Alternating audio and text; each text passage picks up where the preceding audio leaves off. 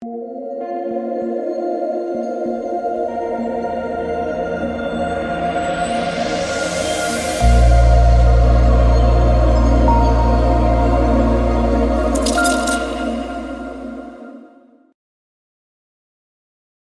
right, so we're back here with the Lakers and the Warriors showdown slate. Kind of weird scheduling wise, just looking at it. It's like, why are the Lakers and Warriors playing again, but like Nuggets and Suns haven't played in a while? I don't know. Weird scheduling by the NBA. But we got another showdown, and then we're back to two game slates for the rest of the week and weekend.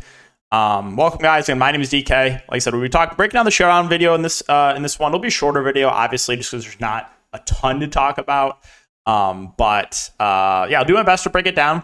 If you guys are not on Prize Picks, they're the sponsor of the video, you can use the code DKDFS for 100% match up to $100. It'll be linked in the description, and more content for DFS or Prize Picks is also linked down below.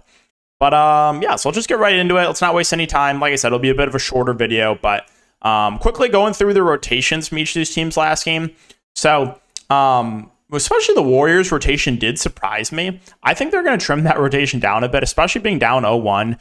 JaMychal Green playing minutes, even Shenzo, Moody, Payton all getting like decent run. Like you can't give Wiggins like 33 minutes and Draymond and Looney sub 30 minutes if you expect to win this game. Like, this is not a regular season game, Steve Kerr. You cannot run this like a regular season rotation. So I'm pretty sure Golden State will trim this rotation down. As far as Lakers, they were in a much tighter rotation. Outside of Schroeder off the bench, there really wasn't a ton of guys that got a lot of run. You saw one shift for Gabriel. Troy Brown did play a bit. Rui played a little bit as well. But the Lakers ran a much tighter rotation. I think that was a big reason why they won. Honestly, like the Warriors, they need to give their main guys more run if they want to win tomorrow.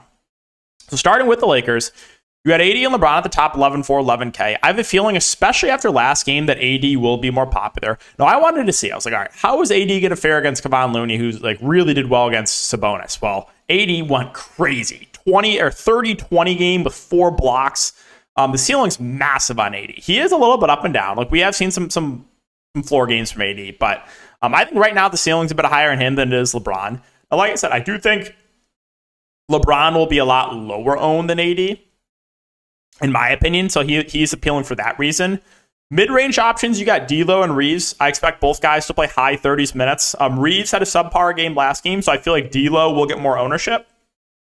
D'Lo probably won't play as much, but has a bit of a higher ceiling. So it'll be really interesting to see what the ownership comes in on those two guys.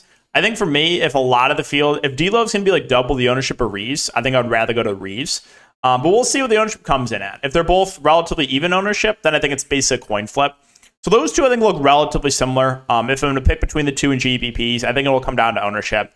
And then value, I'm really high in Schroeder, especially what we saw last game. And Golden State, a bit more of a small ball team. We saw him get extended, play 31 minutes. I think he's the best value in the Lakers, so he looks good. He'll be popular, but I think it's for good reason. Now, I don't know if we expect 31 minutes again, but if we get like low to mid 20s minutes from Schroeder, like that will be enough probably. Vanderbilt also played a bit more last game. They used him defensively a lot on Steph Curry. 2 blocks, 2 steals. Like that's your Jared Vanderbilt stat line right there. So I also think he's a decent value play. Again, a bit more run for Schroeder, a bit more run for Vanderbilt, less run for Rui, who only played 11 minutes. Right now, more of just a dart throw in tournaments. If you told me for sure that Rui was going to play 20 plus minutes, I would like him a lot. But only 11 minutes last game, a little bit concerning. And I think that's correct. I think this is the right rotation for the Lakers. They should be giving Vanderbilt a bit more run. They should be playing Schroeder more and should be playing Rui less. That's what I would do as a coach, especially against the Warriors. And then you did see a little bit of run for Troy Brown, who played 12 minutes. Again, he would just be kind of like your dart throw. Not convinced he plays again, but he was the only other guy that really saw. Well, I guess you did see one rotation from Wendy Gabriel too, but I think if I was going to go to one of these two, I would rather be Troy Brown since he played 12 minutes as opposed to 4 minutes for Wendy Gabriel. All right, let's talk about Golden State. So, like I said, I think Golden State has to trim down this rotation. They played 10 guys last game. You can't do that again if you want to win this game, Steve Kerr. So, I like Steph Curry a lot. I think he's going to come out a bit more aggressive. They need to win this game. I took his over on Prize Picks points. I think he's going to play about 40 minutes. So, yeah, Steph looks really good there at the top. The thing with Steph, though, he does have a little bit of a lower floor as opposed to LeBron and AD, but I'd be pretty surprised if you saw a bad game from Steph here. Again, they need a big Steph Curry game, kind of like you saw in Game 7. The mid-range guys, you got Clay, Looney, Wiggins, and Draymond. I expect all these guys to play a bit more than last game. Klay Thompson probably has the highest ceiling, but has the lowest floor in my opinion. But he will get. He shot 25 times last game. Kevon Looney, he's been really, really good in the playoffs. 23 rebounds, just wild stuff from Kevon Looney. Double-double, 5 assists too. I don't think we can continue to expect him to go for 20-plus boards a game. But hey, you cannot deny how well Kevon Looney has played. Wiggins did not have the best game last game, only 34 minutes. If you want to win this series, you need to play Wiggins 40 minutes a night, right? You cannot play him low 30s minutes. That's all I'm saying. You cannot do that, Steve Kerr.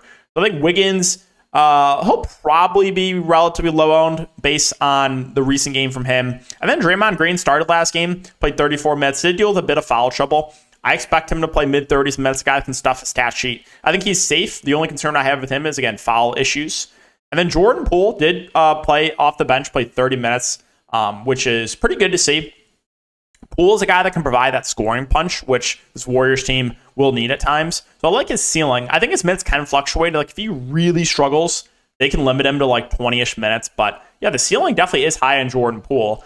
And then the value plays, I'm not confident we see JaMychal Green again. I was pretty surprised we saw him out there last game. And then in this group like DiVincenzo, Peyton, Moody, maybe even one more of these guys gets axed, but there's no one I feel confident about. DiVincenzo played 12 minutes last game. Gary Payton played 12 minutes. And Moses Moody played 6 minutes. So I guess if I had to go to one of these cheap Warriors, it probably would be either DiVincenzo or Peyton. But yeah, there's nothing I feel really confident in there. So my guess is you see at least one guy removed from the rotation for Golden State. Probably JaMychal Green, but maybe even Moses Moody too. They have to give their main guys more run if they want to win this game. And then for the Lakers, it's either going to be an 8 or 9 man rotation. You might not see Wendy Gabriel.